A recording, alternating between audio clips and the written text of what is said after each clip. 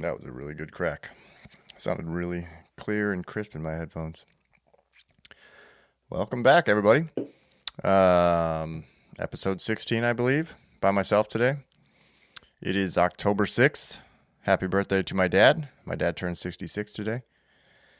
We're in October, so deer season is, I'd say, getting pretty serious at this point.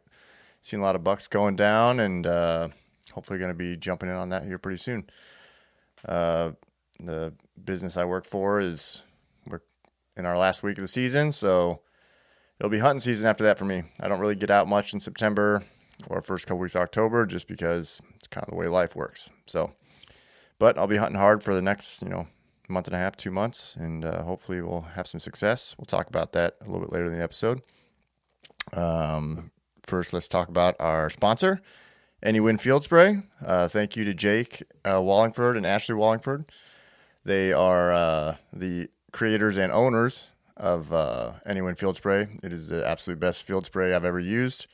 Not just saying that, it's just literally because it's the only one I've ever used that I feel has actually worked. And it works in a lot of different ways on synthetic products and bacteria base. It just kills everything.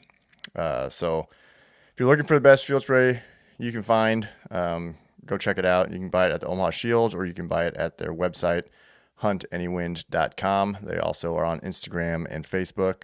Go check out their pages. They've had so many crazy success stories on like some of the craziest situations that you would just never expect, to not get busted. And for some reason, people just aren't getting busted. I mean, just crazy stories. He's got so many people messaging him and, calling him and just saying, I just can't believe it. And I don't know what the secret sauce is. They have the secret sauce to it, which is great. I just know it works. I used it all last year and never got busted once. And I felt like I was going to get busted all the time by these deer that were right underneath me, but never did. So make sure you check that out. Great product. Like I said, it's just something different about it, and it just works. Just truly works. So thank you to AnyWin Field Spray, and we'll go ahead and move on. All right, so I got a few different things I'm going to talk about today. I don't have anything super specific that I really want to dive into. It's kind of hard right now because, we're coming into, the good time of deer season, and I just don't have a whole lot to talk about because I haven't been hunting, and I'm not going to sit here and talk about how I'm the best hunter in the world because I'm not. So I'm not going to be out here just, trying to give everybody all the tips and tricks on, how I think this is the best way to do it, or I'm the best hunter, because it's just stupid. And nobody wants to hear that. We hear that from just about everybody else in the industry, all the content creators and people. I mean, are there good hunters out there? Absolutely. 100%. Am I a good hunter? Sometimes. Am I not sometimes? Yeah. I think that's how it is with anybody and everybody. I think there's a lot of people that act like they are the best hunters that honestly aren't very good at hunting too. So I'm not going to do that type of stuff. First thing today I was going to talk about, not really talk about, but I actually had a couple comments on Spotify. I didn't see these for a while, so I was just going to go ahead and cover those real quick, just to kind of interact, I guess, a little bit. They're both from Joseph Raymond, I believe is how it is. Ramon. Ramon. I don't know exactly for sure, but one of them was on episode of me talking about, honestly, just that was when I was talking about deer management and like the deer numbers in all the different states. That was episode 8. I went over a lot of different statistics from all the states in the area, kind of the whole Midwest kind of area, and then just talk about Nebraska as well. He said Nebraska Game Parks doesn't really do deer population surveys.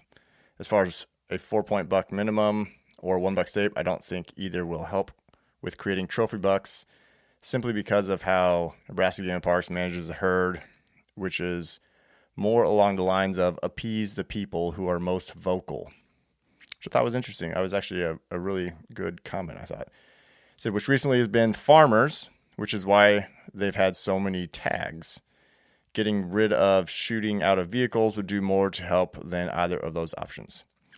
I will agree that getting people to stop shooting out of vehicles would make a big difference. In the area that we hunt, which is like south central, southwestish Nebraska, when we first started hunting out there in that area, the farmer that we hunt on his property, when we first met out there with him, he drove us around, was showing us all the different, all his pieces of land, so we knew where we could and couldn't hunt. And he's like, so how do you guys hunt? And we're like, oh, we sit in blinds or sit in tree stands, that type of thing. And he's like, oh, okay. He's like, yeah, pretty much everybody out here just drives around in their trucks until they see one and then shoots it. And I was like, all right. And it's like, that's interesting. And sure enough, I mean, all the time that we've hunted out there, I'm sure there are people that do sit in stands, but there are a lot of people that just drive around until they see a deer and shoot it. So it is really interesting. We've even ran into people hunting where they're like even coming onto the property that we're hunting, and we're like, you guys have permission here? And they're like, oh yeah, we live here. We know everybody here. We can hunt anywhere. And it's like, all right, well, maybe. But yeah, I mean, as far as 4-point minimum or $1 state, I'm sure it would help in some aspects. I don't know how much. Obviously, I talked about that in that episode 8. I do think people shooting out of vehicles is definitely a big issue. There's also people that probably still spotlight and do stupid stuff like that too, because let's be honest, it's happened a lot in this state, and there's been some crackdowns on a few of them, even some outfitters in this state over the last few years. But yeah, so I would agree with you. I still think I don't know. It's tough to say. I don't know if you had to do one, if you had to do a 4-point minimum or a $1 state, I don't know which one would do more personally, because I just don't know how many people will actually shoot $2 each year. That's a number I'd like to see. How many people shoot $2 every year in state of Nebraska? I've only done it once or maybe twice in my life. But I'm a little pickier on the deer I shoot, I guess. I'm not just shooting a buck just to shoot a buck.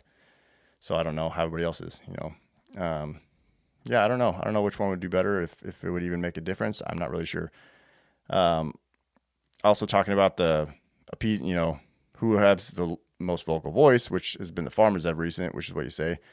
Yeah, I mean, I would agree with that. I mean, obviously there's been some interesting things that have happened over the last number of years, especially even with like the elk. I don't know if you guys remember in Nebraska a couple of years ago, they gave out all those, it was like a crazy amount of elk depredation tags that they sold in the summertime. It was the strangest thing. And so anybody in state or out of state could buy an elk tag, and it was only during the summer, but like the units that they picked were units where there's no public land. Only all the elk were on private land, and none of the farmers in that area would let anybody hunt. So it was kind of a weird, like, okay, you guys want to get rid of these elk, but also you don't want to let anybody come hunt on your land. And I think there was kind of a battle with that between like the, I don't know if it was the legislature or the game and parks and the farmers or whatever. It was just a weird kind of like, we're just going to, screw with you guys. Cause I think essentially maybe the farmers wanted the tags so they could sell the tags, but that's not the way that game and parks was going to do it. It was a weird situation. All in all, I think there was only one elk that got killed, and I think they sold, a few hundred tags or something like that, but only one elk that even got killed during that whole time from what I heard. So yeah, I do think it is tough with the farmers. I mean, farmers are doing what they got to do to make a living, but at the same time, they are tearing out a lot of habitat. One of the things I was actually going to mention today, kind of leading into that, the area that we hunt, it is, we have a couple spots out in this one area. And one of them, had essentially had a stretch of about 2 miles on this creek line. Now the creek line it's a dried up creek. It's been dried up for 50 plus years. Got dammed up by somebody way back like 50 years ago out in, I don't know if it was Colorado or just way western Nebraska. I don't know. It was some weird situation. So the creek's dry, no water in it. So there's some areas, so it's got trees along the whole thing, but it's not like it's like a great timber area or anything like that. So there's just not a lot of great cover for the deer there in general. Otherwise it's just ag fields on both sides and then get into the hills. But we did have one area a couple sections that actually just got sold this last year at auction.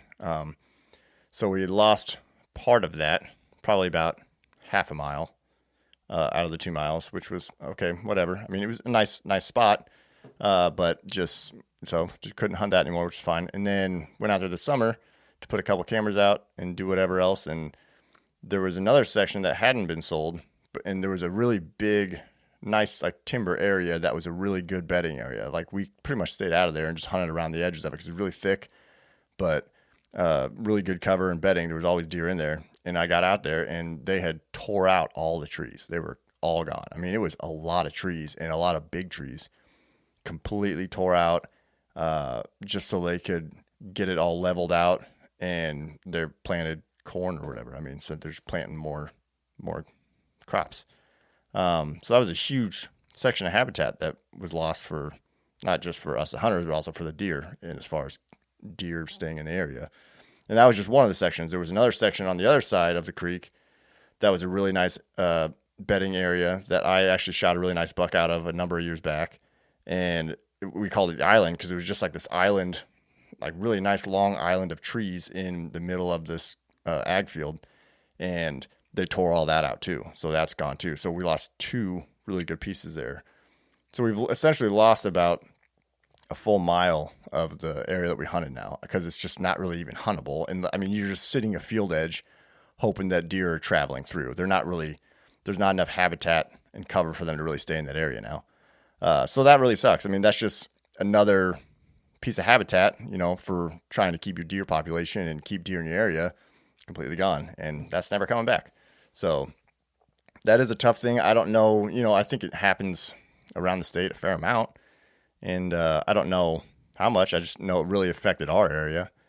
But I'm sure it happens in other areas of the state. They're just trying to farm as much ground as they can. And I get it because they got to farm a lot of ground to, make money. Like farming's a big operation. I've talked to a couple people recently that we know that, farm or, they're in the family farming business. And, he was telling us, he's like, yeah, we're pretty much a $2 million operation. And they farmed 3,500 acres. This was over in Iowa. So it was like $2 million operation, and they farmed 3,500 acres. And he's like, yeah, we had a pretty decent year last year, and they still came out $200,000 in the hole. So it's like, I mean, it's crazy. Like, I don't know all the ins and outs of farming, so I'm not going to pretend I do. But it's just crazy to hear that, farming 3,500 acres and still basically didn't break even, lost money, so I don't know all of it, but so they're doing their best. They're trying to do what they can to make money, provide for their family. But it also, definitely can affect the hunters and really suck at times. So hopefully we don't lose any more ground, but we'll work with what we got and do our best. Yeah. Let's see. His next comment, same guy. He was talking about how I hadn't done a podcast in a while. Yeah, I know. Sorry, buddy. Thanks for listening also, by the way. I do appreciate it, and thanks for the encouragement. Just talking about some other people I could try and get on here, and I'm working on that. I do have a few people I've talked to, and I got a few people in mind that I'm going to try and get on here, have some more fun conversations. So appreciate your comments, Joseph or Joe or Joey, whatever you go by. Appreciate it. Obviously, just talked about the Nebraska deer habitats and farmers. Like I said, I'm not going to complain about it too much. They can do what they want, but it makes a difference and can affect your total state herd. But we're going to move on from that. This year, I'm running right now, and this is kind of weird. For the last probably 5-6 years, where I hunt. Me and my buddy Teddy, we hunt out there together a lot. So we both run, we've always ran trail cameras, and every year we've gotten more and more. And, then we switched to cell cams, and, we were running up to, like 9 cameras out there at one point. And right now we have 2 running. So it's going to be an interesting year. And it's kind of refreshing, to be honest. I love cell cams and getting pictures of deer. It's just so much fun, even though you're not there hunting them. Like, I just love getting those pictures and seeing the deer and seeing what's around. So I don't think I'll ever not do that. And when I get out there, in a week or two, I'll turn on some more cameras. But I'm kind of looking forward to this season, just for the fact that like I haven't really had any good bucks on camera. Like normally every year we have 2 or 3 bucks, and it's like, okay, these are the best bucks we have. And some years they're really nice, some years they're just like pretty good bucks. Like, but this year I honestly couldn't tell you I have a single deer on camera since I've had them turned on. Those 2 cameras turned on in June or May, something like that. I haven't had a single buck where I've been like, oh, that's a nice buck. Not a single one. So it's going to be a really interesting year. I feel like a lot of the times in past years, we usually have a pretty good amount of good bucks through the summer. And then come fall, once we get to October, they tend to disappear. I think they that's when they kind of break off and move into into other areas, And I'm kind of excited because I feel like this year is going to be kind of the opposite. We don't have like any nice bucks in the area, but we have does. And since there isn't any like big nice bucks or like maybe dominant looking bucks, now I'm kind of hopeful that that's going to mean we're going to get more bucks that are going to move into our area. So I'm kind of hoping for that. And I feel like there's a chance that's going to happen. We don't have I wouldn't say we have great deer numbers right now, but again, only 2 cameras running. And we're affected a lot by the crops in the area that we hunt. The crops every year, it's always because we don't do any food plots, and we don't do anything with the farmers as far as like, having them like, pay them to leave some crops. We don't do any of that stuff. So we're essentially just based on what it is every year. And the years that we have corn, we always have more deer. Just always. It's just the way it is. We don't have a ton of corn this year. We got a little bit. But crops make a big difference for us in the area we hunt. That's just how it's always been. But yeah, I'm excited to honestly go out and just hunt without just being like focused on 2 or 3 bucks. Because every year I think I get in my head that I'm like, okay, I got to kill one of these bucks. Like, these are my target bucks. You give them stupid names and do stupid stuff like that. And like, yeah, this is my number 1 target buck or my number 2 target buck. It's like, I don't have any this year. And I couldn't be more excited because it's just like, what's going to come by? What's going to show up? And obviously some stuff may show up on camera and then I'll start to get excited. But like, I'm going with a different mindset, and it's more just, I'm not just going to go sit in an area where I've had pictures of a deer. I really plan on going in and trying to see if I can find, fresh sign. First of all, find some rubs, some scrapes, but just, be in the right areas and just kind of see what comes by. It's almost like when I was younger, just hunting public land with a rifle. Like we showed up to the public land every year and you had no clue what was going to walk out in front of you. So I'm pretty excited about that. So definitely going to be hunting a little bit different this year. Definitely going to be trying to make sure I find some good rubs and scrapes and try and get on those. And it worked out last year for Ted. That's what he did. He ended up shooting a really nice buck. It was a buck that hadn't been around at all, and then showed up right at the beginning of the rut, end of October, and ended up killing it right by. He found this nice fresh scrape and a rub like right next to each other. Sat up, I think 15, 20 yards from it, and sure enough, came right down and smoked him. So I'm going to be kind of do the same thing and not rely on the cameras and just go hunt, go have fun. So I'm pretty excited about that.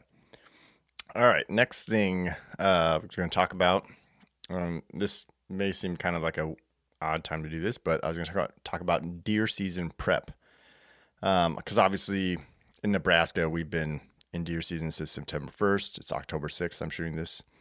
But for me, like I said, I don't really hunt at all, really, until second, third week of October. So I've still kind of been basically doing the prep stuff leading up to, right now. So I'm just going to kind of talk a little bit about what I do. Like I said, I'm not an expert. Doesn't mean I don't know something, but I'm not going to claim I know everything. I'm not going to be the guy that's like, yeah, you got to do this, you got to do that. This is the best. This is the best way. This is the best product. You got to have this. No, I don't really care. Just going to tell you what I do, what I use, what I'm doing, and you guys can let me know on that.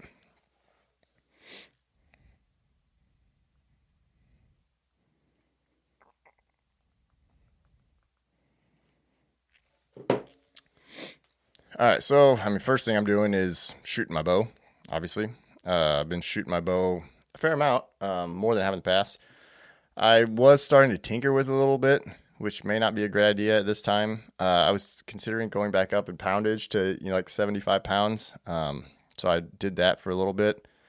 Decided it's just too much. It's not like I can't shoot it. I can shoot it just fine, but it just wasn't as comfortable, and just wasn't feeling right. I figured out that you can shoot the highest poundage you want, but I think more importantly when you're bow hunting, it's about being comfortable. Like, how long can you hold that bow? When you draw back, is it comfortable? Can you draw back slow?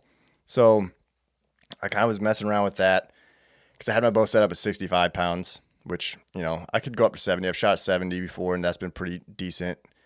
So I went up to 75, really just wasn't very comfortable with it. And honestly, I don't know what it is, but so I shoot the Mathews Verdicts is what I still have. And when I have it at 65 pounds with the 85% let off, I can hold that bow all day. But when I go up to 75 pounds and still with the 85% let off, draw it back, no problem. But it just feels like it's just so jumpy. Like it just wants to take off on me. So, and partially that's must be me just not holding back strong enough, but it's not like I don't feel like I'm not holding back that, like it's not hard, but it just feels like the bow just wants to take off. Like it just wants to jump. And so it just wasn't comfortable. So I went back down to 65 pounds, which is what I was already set at with my sight tape and, and all that and my arrows. So I'm just sticking with that. And, you want to call me weak, that's fine. 65 pounds isn't that impressive, I know. But again, just all about comfort to me. Just want to be comfortable and be able to make the shot when the shot's needed. So, other thing I've been doing is I've been exercising, which may sound dumb. I'm going full Josh Bomar, whitetail fit, no. Just honestly, just been getting in shape in general. Every summer I get out of shape because I get lazy, because I work a lot, and then I also golf a lot, and I focus more of my off time in the mornings to go practice golf because I like being good at golf. So I just kind of skipped the gym. So kind of did that all summer. So paying the price a little bit for that, but back in the gym. I've been back now in the gym since, I guess, basically beginning of September. So a little over a month, but lifting really hard. Been in the gym. I'm playing basketball once or twice a week, doing a lot of stretching, doing a lot of leg stuff, just doing a lot of stuff, just getting healthy, honestly. And I feel really good, so much better. So anybody that isn't doing some sort of exercise for deer season, because we all know you'll never know how really out of shape you are until you have to drag a deer out of the woods. That's immediately how you'll know how out of shape you are. We all know that. But just doing some exercise, I think, is just good. It's good for your overall health in general. And I think it's a good thing for deer season, whether you're spot and stalking, you're hiking, whatever you're doing, it's good to be in shape, especially if you're chasing a deer and you got to be in a weird position. And, if you're not flexible or you're all stiff, it's tough to do, stay in that position. I don't know. I just think overall, I think exercise is just good thing to do. So I've been doing that and I feel really good, and I'm going to stick with it. So excited for that. Next thing I'm doing, done this a little bit already, check all my hunting gear and all my hunting clothes, just making sure I got everything I need. I feel like I pretty much have everything I need already. I'm actually going to shoot a video for our Drawn Outdoors page, going over my entire camera setup and basically what I carry into the woods when I'm self-filming, pack I use. I'm going to do all that stuff. So that'll be going up on the channel here probably within the week. If you're interested. If you're not, no big deal. If you're not a filmer, it's not a big deal. I love filming, so film all my hunts, even though it doesn't always work out, but I just enjoy the filming aspect of it. So checking all that stuff, seeing if there's anything I need to get last second. I feel like I have so much stuff And yet every year I feel like there's always something I'm like, I really could use this or need this. Probably drives my wife nuts. I'm sure it really does, but I don't know. But there's also something about getting new gear at the beginning of a hunting season. There's just something exciting about that. Just getting something new, whether it's something small, something big. It's just an exciting thing, adding something to your arsenal, or just to get something small and new, just kind of excites you. It gets you ready for the deer season, gets you pretty pumped up. So, yeah. So, yeah, get my pack all organized, figuring out what stuff I'm going to carry. I've gone through so many different kind of things now, especially because I do film like a few different packs and like what I do need to bring, what I don't need to bring. Basically I just try and simplify everything, especially because for the most part, I pretty much saddle hunt now. And I used to make fun of saddle hunters more than anybody in the world. I thought it was the dumbest thing I've ever seen. I thought they were so stupid. And I was like, I'll never do that. And then I got in a saddle and I was like, this really isn't that bad. And then I figured out like how much less stuff you got to carry into the woods and how quick and fast you can get up into a stand or up into a tree. And so now I saddle hunt a lot. I still sit some tree stands, but honestly, I really like being in the saddle. I don't know what it is. I'm more comfortable in the saddle than I am in a tree stand. It's kind of weird. I don't know what it is, but so I do enjoy being in the saddle. So I'm constantly working on that, making sure I've got everything set up how I need it, what I want to carry, and then just being able to get up in the tree fast and get set up, tear down fast. So working on that a lot. Yeah. So been doing that. Camera gear stuff, obviously, like I said, I'll talk about that in that video, but I am still running the same camera I've been running for the last 5 years, I think now, the Sony FX3. I still love it to death. It's the best compact camera you're going to buy for if you ever want to get serious filming. Now, I mean, Canon does have the R5, and I think they have the R5 Mark II now, and then they just came out with, I don't even know what it's called, but they had kind of some new Canon that's like basically the competitor to the FX3. But anyway, all great cameras. But if you're wanting top of the line stuff, you're going with something like that. Unless you're going to like a Sony FX6 or something big cinema, but that's too much. So I'm running that. I am running instead of a GoPro this year, because I lost my GoPro. I just bought a GoPro Hero 12 last year, and we went to St. George for our golf trip, and I somehow lost it. I think I lost it in TSA because I think they pulled it out of they pulled stuff out of my backpack and put it in the bins or whatever. And I'm pretty sure they must have stuck it in a different bin and I didn't see it and I lost it. So I lost my GoPro, which really sucked because I really did like that GoPro. It looked really good. Had really good video out of that one. So I ended up picking up the Insta360 Ace Pro. I actually really wanted that last time, but then I bought the GoPro instead. And so I found a really good deal on the Ace Pro. So I'm running that now. Still kind of going through some of the settings on that, trying to get that figured out. Looks good, and I like a lot of the features on it. It has a great low light feature, which GoPro does not have at all.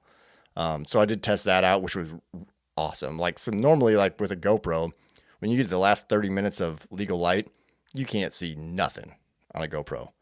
This Ace Pro, when you go into low light mode, still looks great.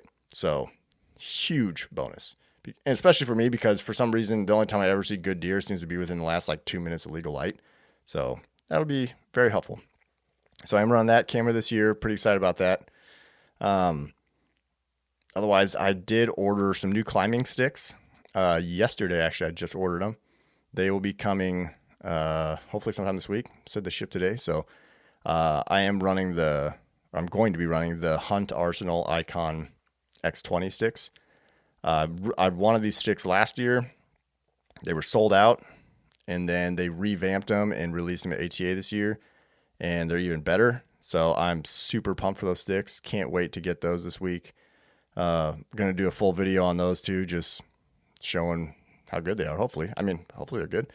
But yeah, pretty excited about those. That'll be, essentially what I'm running for when I'm doing any just, hanging hunts, public land. We're doing some public land stuff this year I'll talk about in a little bit. But yeah, and then also just even on our private stuff, like being able to just go get up in a different tree real easily and real quick. I'm just pretty stoked about that. We have other sticks that we've used. We've always used those Hawk Helium ones and stuff like that, and they're fine, but they're not that great. And for carrying them in, it's just, they're such a hassle, and So now I got these sticks, which are way more compact and way easier to hang and tear down. So I think that's going to help a lot with being more mobile and being a lot quicker. So pretty excited about that, to be able to put those to use and get those all set up with everything I got. So new boots. I might get some new boots this year. I'm still running these same boots I've had forever, these Browning boots, which is funny. They're Browning boots, but they're the best boots I've ever had. I've had them for like 10 years now. But they are getting kind of worn out. So I don't know. I might go get some new boots. Everybody always says Crispies or Kenetrex, and so I might go get a pair at some point. Don't tell my wife, but also tell me, should I do Crispies or Kenetrex? Because I don't know. Yeah. So last thing I was going to talk about, me and Ted are actually going on a public land hunt. We're doing essentially a 4-day public land hunt in an area we used to hunt. So we're going to go up there. Sound like I was Minnesotan. Yeah, we're going to go up there to, it's like kind of north central Nebraska, to an area we used to hunt. And there's actually quite a bit of public land up there. And we hunted a couple of those areas before, but we were always there for rifle. We were never there for bow.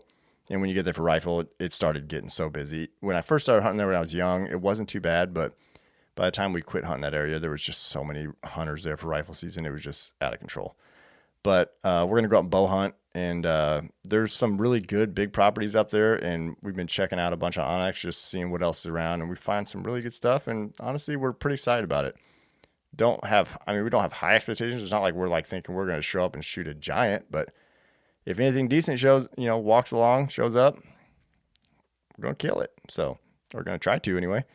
So pretty excited about that. That's going to be, that's October 23rd through the 26th. I think we're doing that. So it won't be a long trip, but we're just going to get there and go hard for 4 days and see what we can find. And we'll probably do a podcast afterwards for sure, talking about it and kind of giving you guys an update on what it was like hunting public land, because we've hunted some public a little bit in the area that we hunt in the southwestern area, just like for a sit or two, nothing like just hardcore public, but the areas that are there, they're smaller pieces. You're really just trying to get lucky, and so this will be fun because we get to do a little bit more and have a little more area we can cover and try and do a little bit more scouting and hopefully just get on a good one somewhere. It's kind of the hope. So yeah, pretty excited about that. That's part of the reason I got the sticks, was because I really wanted a good full mobile setup. So that way you can get in there, find some fresh sign, get up in a tree and call it good. Otherwise we might do some spot and stock, hopefully we'll be down to do whatever. We're just going to be kind of going all day and having fun with it. And, this will really be the first time that I've really done like a full public land hunt with a bow, I think. So had really good success with the rifle up there. Shot a lot of really good deer, but rifle is very different. You can shoot them in a lot further away. So yeah, pretty excited about that. And then we'll be rolling right into November pretty much after that. So be hopefully rolling right in the rut and see what shows up. And yeah, it's kind of about all I got for today. Yeah. Hopefully you guys enjoyed this. It wasn't a very long episode, but I wanted to get something out there and just kind of see where I was at and share some thoughts that I had, and appreciate you guys listening, and we'll catch you next time.